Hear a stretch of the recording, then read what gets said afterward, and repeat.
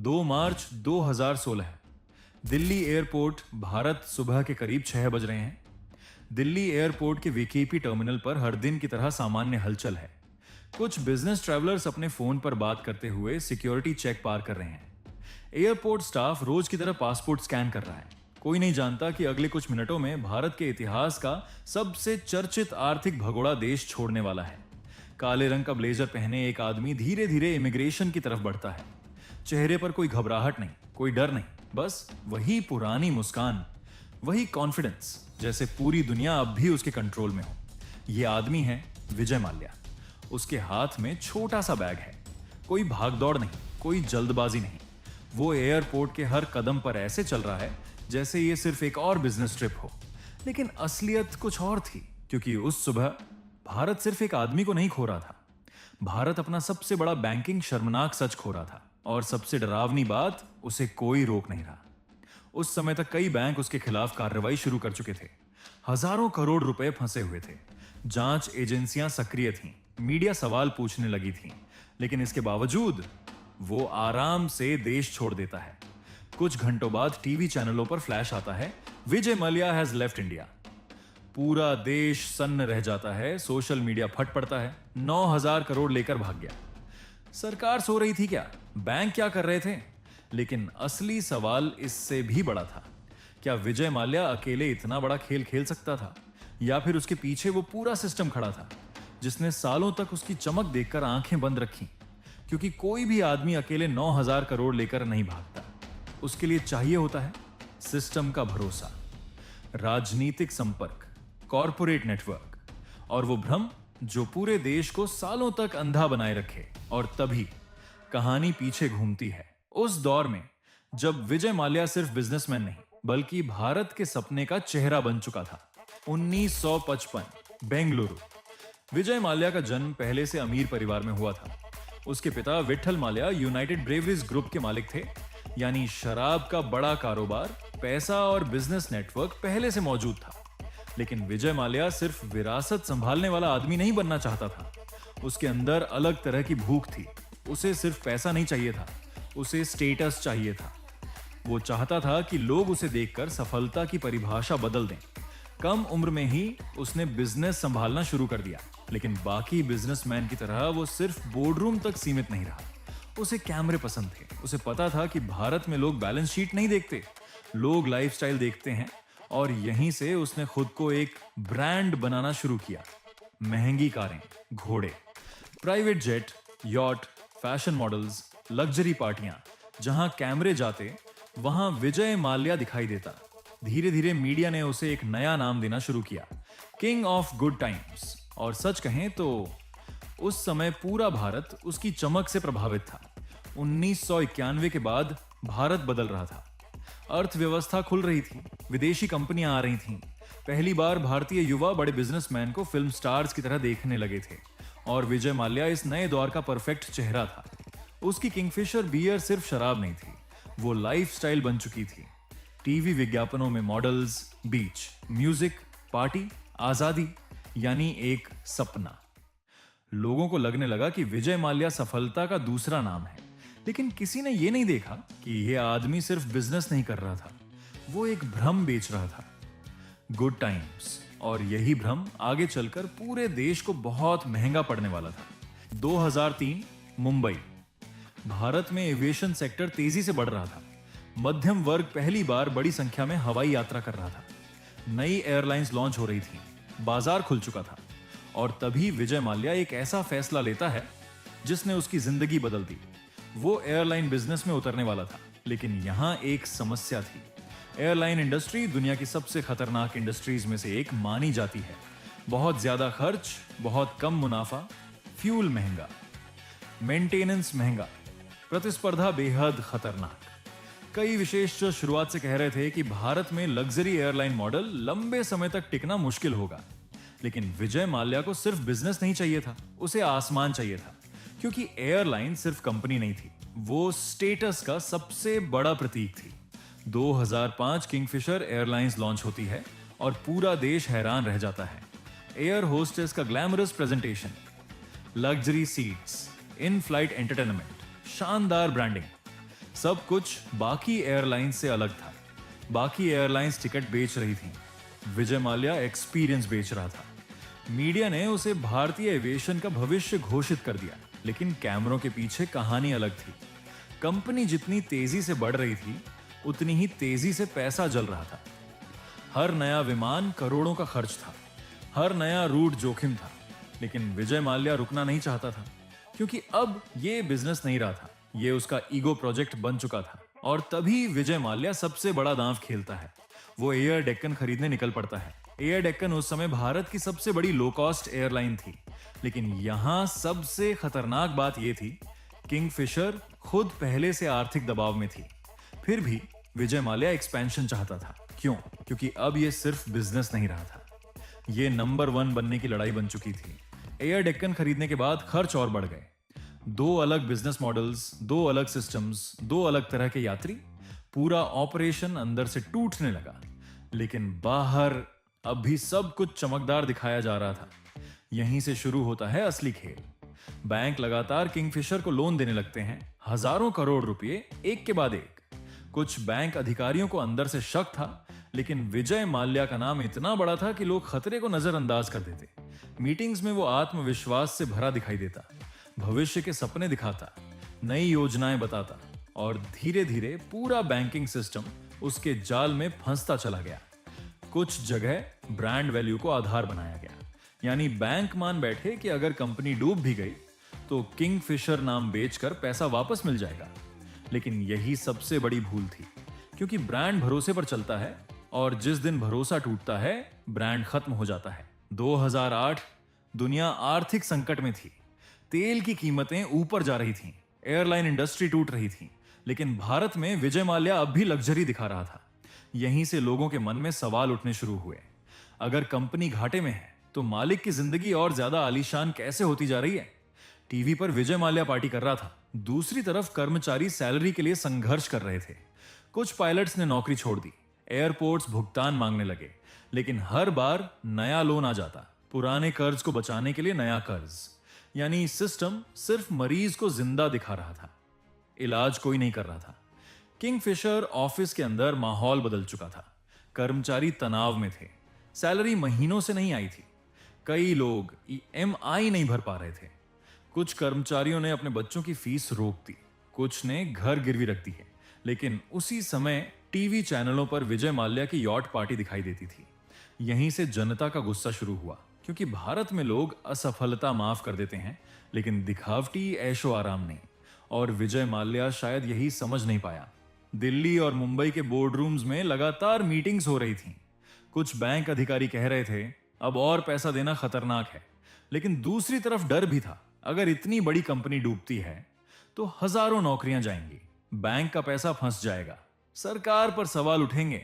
और यही वजह थी कि हर बार नया रास्ता निकाला गया, कभी रिस्ट्रक्चरिंग, कभी रिपेमेंट एक्सटेंशन, कभी नया लोन। पुराने कर्ज को बचाने के लिए नया कर्ज, यानी बीमारी ठीक नहीं की जा रही थी, बस रिपोर्ट में मरीज को जिंदा दिखाया जा रहा था। और यही सबसे खतरनाक हिस्सा था, क्योंकि अब पूरा सिस्टम इस जाल में फंस चुका था। इस दौरान मीडिया का भी बड़ा रोल था। कई चैनल विजय माल्या की लाइफस्टाइल दिखाते रहे, उसकी पार्टियां, उसकी आईपीएल टीम, उसकी फॉर्मूला 1 टीम, उसके कैलेंडर शूट। धीरे धीरे जनता के दिमाग में एक भ्रम बैठ चुका था, इतना बड़ा आदमी कभी फेल नहीं हो सकता। और यही भ्रम बैंकों के अंदर भी काम कर रहा था। अक्टूबर 2012 आखिर वो दिन आ जाता है। किंगफिशर एयरलाइंस का लाइसेंस सस्पेंड कर दिया जाता है, उड़ानें बंद, विमान खड़े, ऑफिस खाली, हजारों कर्मचारी बेरोजगार, पूरा सपना खत्म। लेकिन असली तूफान अब शुरू होने वाला था, क्योंकि अब सवाल सिर्फ बिजनेस फेलियर का नहीं था। अब सवाल था 9,000 करोड़ रुपए गए कहां, जो मीडिया कभी विजय माल्या को किंग ऑफ गुड टाइम्स कहती थी। अब वही चैनल उसे भगोड़ा कहने लगे। हर रात डिबेट्स होती, हर जगह गुस्सा था, बैंक दबाव में थे, सरकार दबाव में थी। लेकिन विजय माल्या अब भी आत्मविश्वास से बयान देता था। वो कहता, मैंने पैसा नहीं चुराया, बिजनेस फेल हुआ है। लेकिन जनता अब ये बात मानने को तैयार नहीं थी, क्योंकि उनके सामने एक आदमी था जो हजारों करोड़ डूबने के बाद भी आलीशान जिंदगी जी रहा था। दिल्ली में कुछ अधिकारियों को अंदाजा होने लगा था कि विजय माल्या देश छोड़ सकता है, लेकिन भारतीय सिस्टम की सबसे बड़ी कमजोरी यही है, धीमी प्रक्रिया, अलग अलग एजेंसियां, कागजी कार्रवाई। और इसी बीच विजय माल्या अपनी आखिरी चाल चल चुका था। लंदन में घर पहले से था, कानूनी टीम तैयार थी, संपत्तियां मौजूद थीं। अगर वो भारत से निकल जाता तो उसे वापस लाना बेहद मुश्किल होने वाला था, और शायद यही उसकी पूरी रणनीति थी। 2 मार्च 2016 सुबह, दिल्ली एयरपोर्ट। विजय माल्या आराम से फ्लाइट में बैठता है, कोई उसे रोकता नहीं। फ्लाइट उड़ जाती है और कुछ घंटों बाद पूरा देश समझता है कि क्या हो चुका है। भारत का सबसे चर्चित आर्थिक आरोपी देश छोड़ चुका था। टीवी चैनल फट पड़े, सोशल मीडिया गुस्से से भर गया। लेकिन अब बहुत देर हो चुकी थी। लंदन पहुंचने के बाद विजय माल्या गायब नहीं हुआ।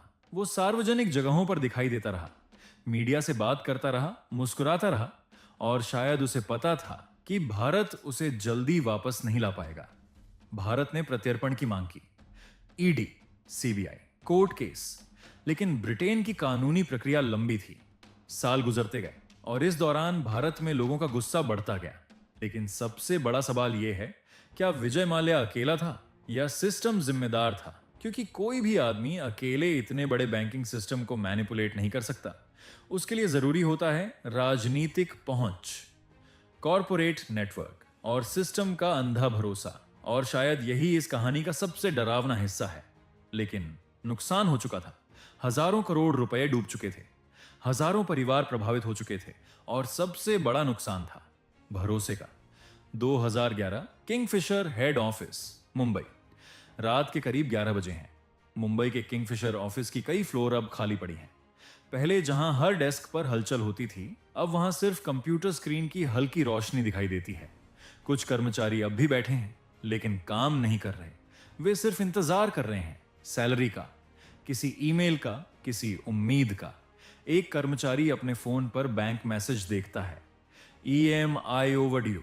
दूसरा कर्मचारी चुपचाप सिर झुकाकर बैठा है, उसकी बेटी की स्कूल फीस बाकी है। एक एयर होस्टेस वॉशरूम में रो रही है क्योंकि मकान मालिक ने घर खाली करने की धमकी दी है।